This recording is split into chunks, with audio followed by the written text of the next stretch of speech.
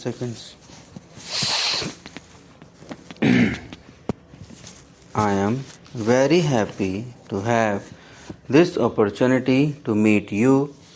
Great responsibility rests on the shoulders of our civil services, particularly the Indian Administrative Service. Ours is a large country characterized by great diversity, great complexity, and the unity and integrity of India has to be the primary concern of all those involved in processes of governance. This does not mean that we should lose sight of the peculiar circumstances in which your respective states may be replaced. I think ours is a unique administrative setup. It is a federal setup, and services like the Indian Administrative Service perform that twin combination of concern with local circumstances and at the same time wider concern that these local problems are resolved in a manner which strengthens the bonds of unity and strengthens the nation's integrity. Of all the services in our country, the Indian Administrative Service has performed its role with greatest efficiency, integrity, and commitment to national values. I said that ours is a country of great diversity and great complexity. We have in our country religions, all the great religions represented in our society. We have also large number of groups of people who are underprivileged and who have been discriminated against for centuries, and when the Constitution of India was being drawn up, the founding fathers of our republic took it upon themselves to make up for those centuries of inequity by giving them a privileged position when it comes to admission to civil services are concerned, when it comes to giving them a share in the processes of governance through participation in the state legislatures and parliament.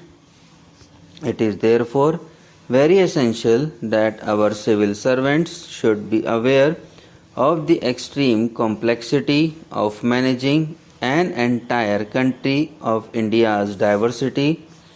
I would therefore urge all of you that though you must specialize in acquiring a deep understanding of the problem faced by your respective states, you must also dwell deep into the whole process of nation building in a country of India's size, India's diversity, and India's complexity. I would also say that we are living in a world where human knowledge is growing at an unprecedented pace. Therefore, your stint at the academy cannot and should not involve an end of the thrust for acquisition of knowledge.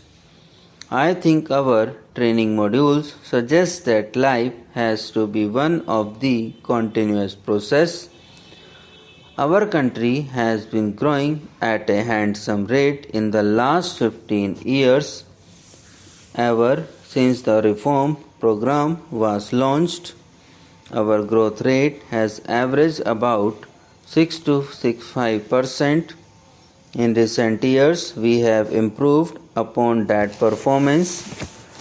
Our growth rate now around 7.5 to 8%, and we can increase this growth rate, and we need that growth because it is only in a rapidly expanding economy that we can find meaningful solutions to the problems of acute poverty, deprivation which still characterize many parts of our country.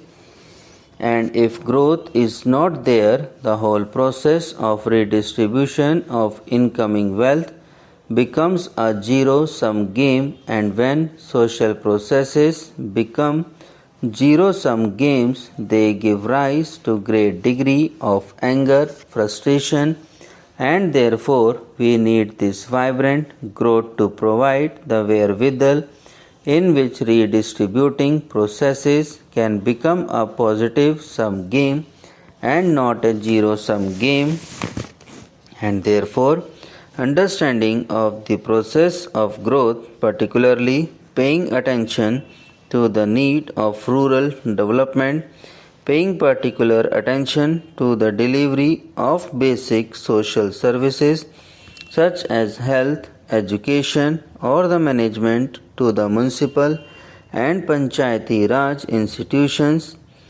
All these are integral to our understanding of the processes of growth, processes of change, and I sincerely hope that you will take permanent interest in all these processes of nation building.